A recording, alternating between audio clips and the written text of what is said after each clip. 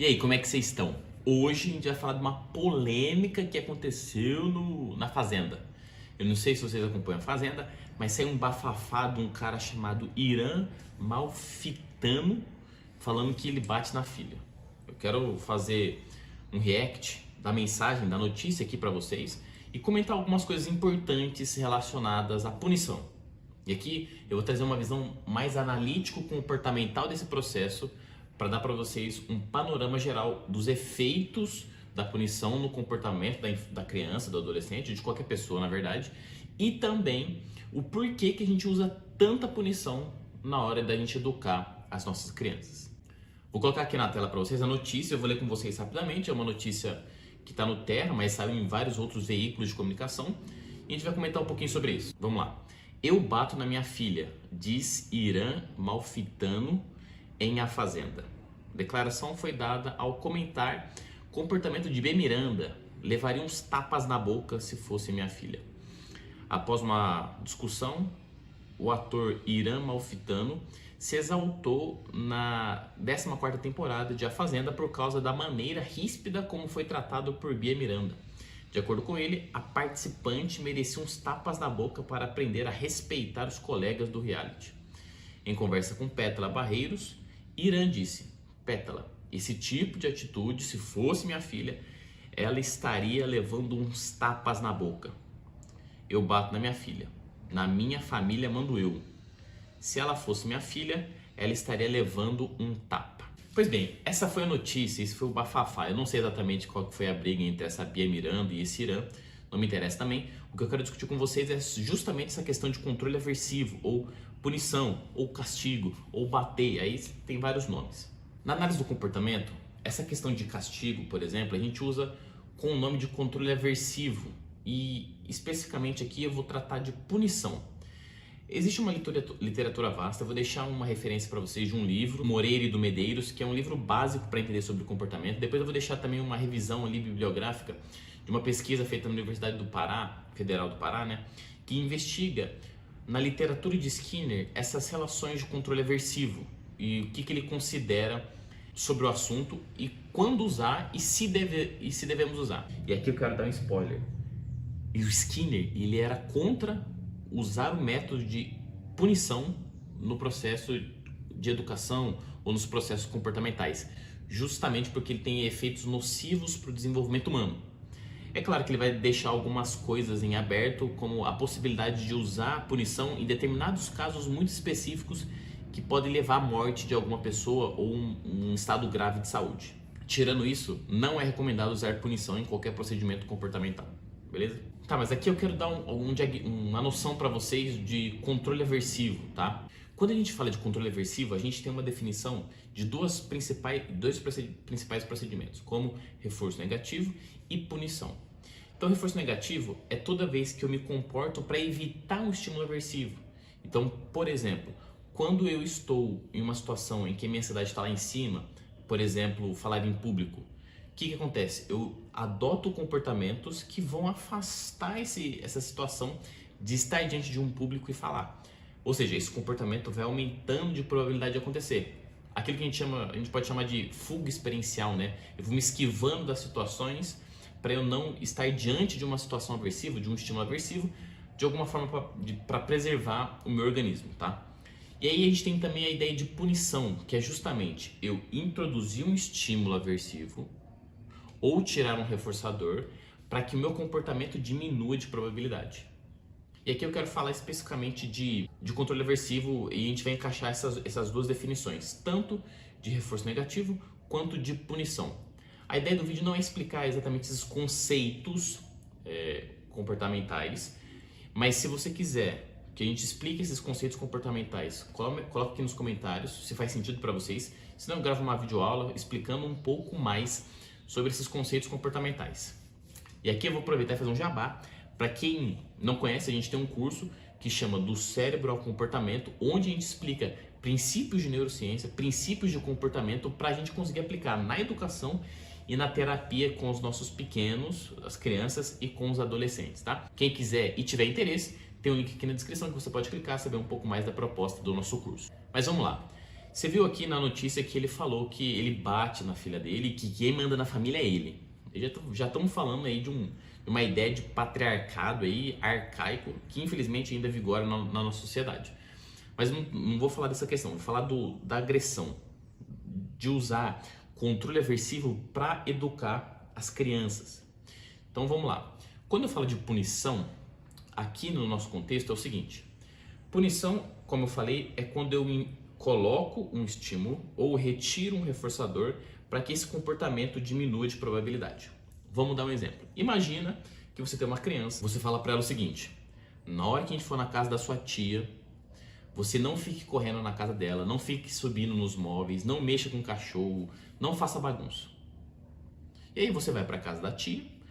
Na hora que a criança chega na casa da tia, ela começa a fazer tudo aquilo que você pediu para ela não fazer. Você respira fundo, chega em casa e senta a botina na criança, bate nela. Você bate. E você fala assim para ela, ó, para você nunca mais fazer isso. Só que parece que tem uma coisa muito interessante. Muitas crianças, ou muitas vezes, essa criança parece que você bateu e mesmo assim ela continua fazendo as coisas. Aí você se pergunta, por que eu bati na criança? Eu bato na criança para que esse comportamento, aqui no nosso exemplo, fazer bagunça, diminua de probabilidade. Então você cria uma expectativa de que quando você bate na criança, ela vai parar de fazer aquele comportamento que você não quer que ela faça. Ou seja, diminua de probabilidade de acontecer no futuro. Só que parece que não funciona às vezes. Você bate e a criança continua fazendo bagunça. Ou seja, será que eu puni esse comportamento? Não. E aqui a gente já começa a perceber alguns efeitos ou de algumas contrariedades da punição. Então, muitas vezes a gente pode estar pensando que a gente vai dar um castigo, que a gente vai punir a criança e que ela vai mudar de comportamento, na esperança de que ela vai aprender a se comportar. Só que, pensa comigo, eu bater na criança faz com que ela aprenda o comportamento adequado? Ou faz com que ela pare de se comportar daquela maneira que você quer? Então, muitas vezes você vai bater na criança e ela vai parar de ficar fazendo bagunça, mas ela não vai aprender a como se comportar de forma adequada. Porque você não ensinou a criança, você simplesmente bateu na criança. E aqui a gente pode pegar um ponto muito importante. Controle aversivo, e aqui especificamente punição, não ensina o comportamento adequado que você espera ou que você quer. Nesse sentido, existem outras ferramentas mais importantes ou outros procedimentos, outras formas de educar mais importantes e mais eficazes para você ensinar um novo comportamento do que sentar a mão na criança. Vamos dar um outro exemplo aqui mais cômico para a gente entender o que eu quero dizer com punição. Vou fazer uma pergunta para você, eu quero que você me responda. Qual é a capital da República do Congo? Se você não sabe, eu vou te dar um socão. Pá, te dei um socão. Vou perguntar de novo. Qual é a capital da República do Congo? Não vai olhar no Google. Pá, te dei outro socão, te bati. Qual é a capital da República do Congo? Pum, te bati. Eu te pergunto, você está aprendendo a resposta quando eu te bato? Não. É a mesma coisa, ou é muito parecido com a ideia de bater numa criança achando que ela vai aprender um novo comportamento pelo simples fato de você bater nela. Isso não é verdade.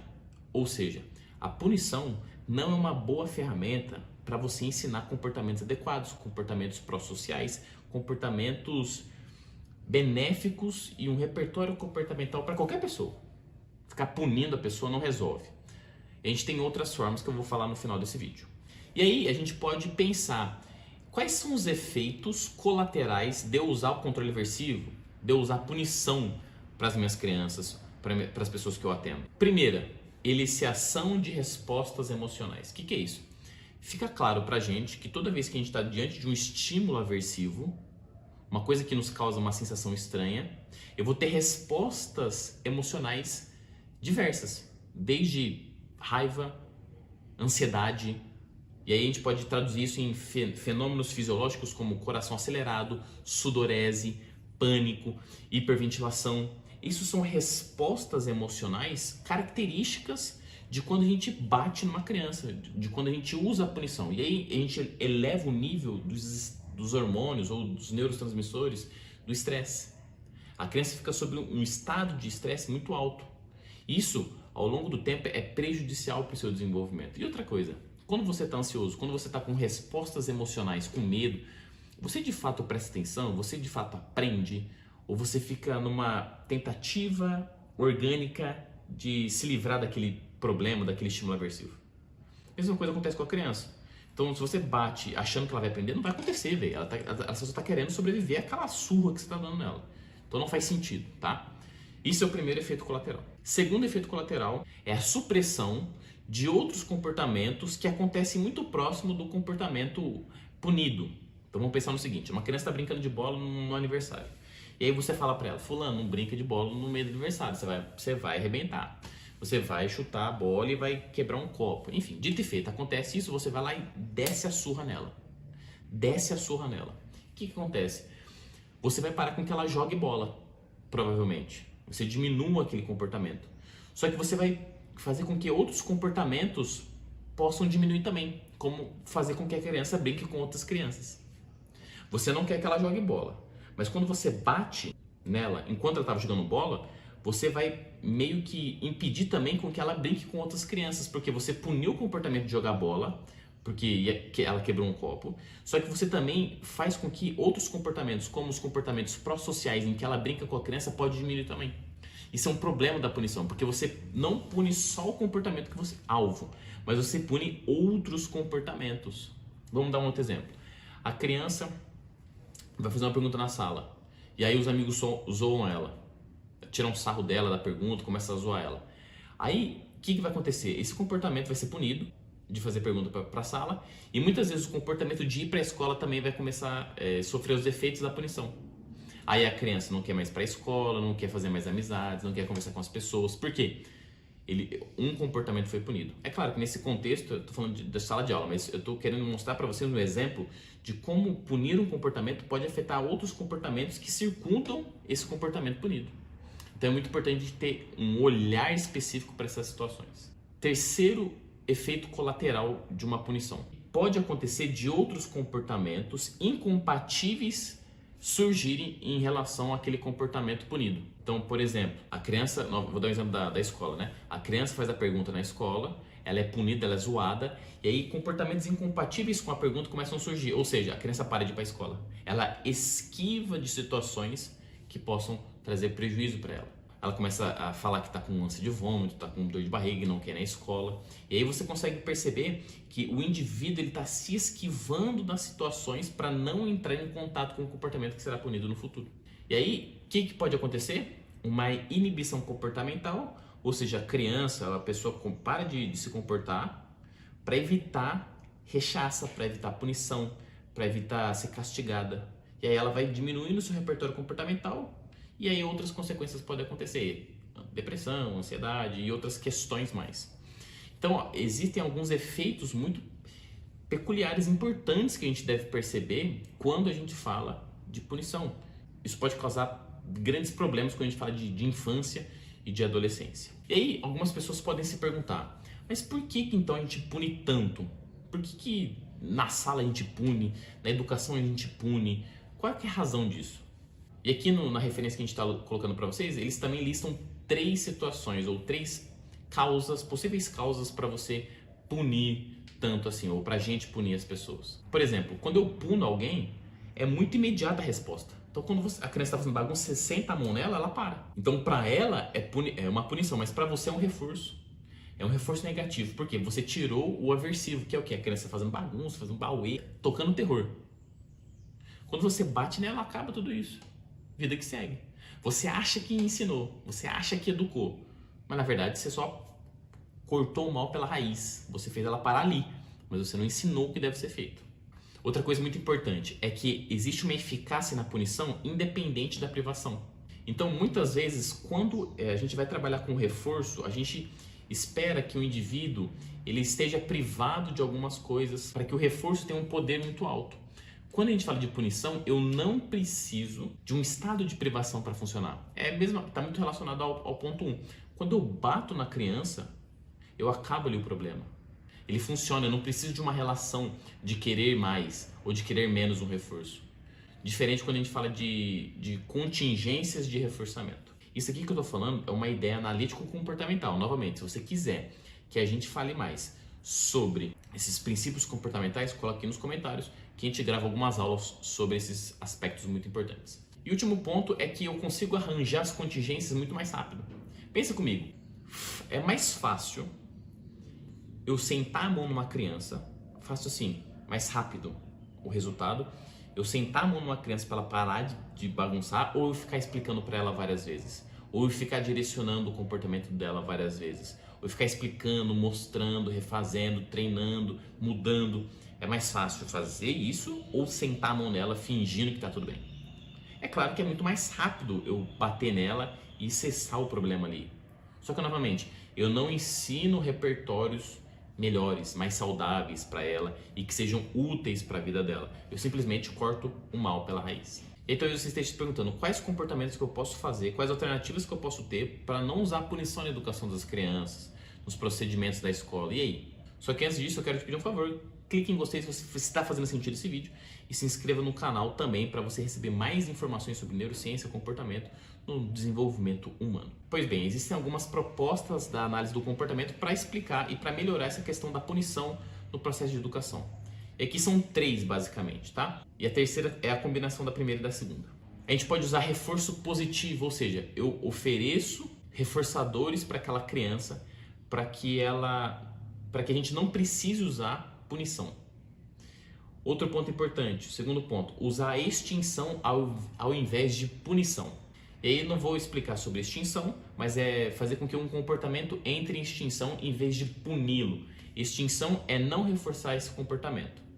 Para quem quiser saber mais, já falei que tem um link aqui do nosso curso, clica lá para você aprender mais como usar esses procedimentos. E o terceiro ponto é o reforço diferencial. O que é isso? É usar o reforço mais a extinção. Ou seja, se eu quero que aquele comportamento não seja reforçado, que o comportamento de fazer birra, bagunça, enfim, não seja reforçado, eu vou ensinar um comportamento mais adequado e reforçar esse comportamento mais adequado, para que esses comportamentos possam concorrer e eu possa reforçar aquele que é mais eficaz, que é mais pró-social, em que a criança aumente seu repertório, em que ela seja mais beneficiada, no sentido de ampliar e possibilitar com que ela troque com as outras pessoas e não seja punida pelos seus comportamentos e acabe caindo numa inibição comportamental.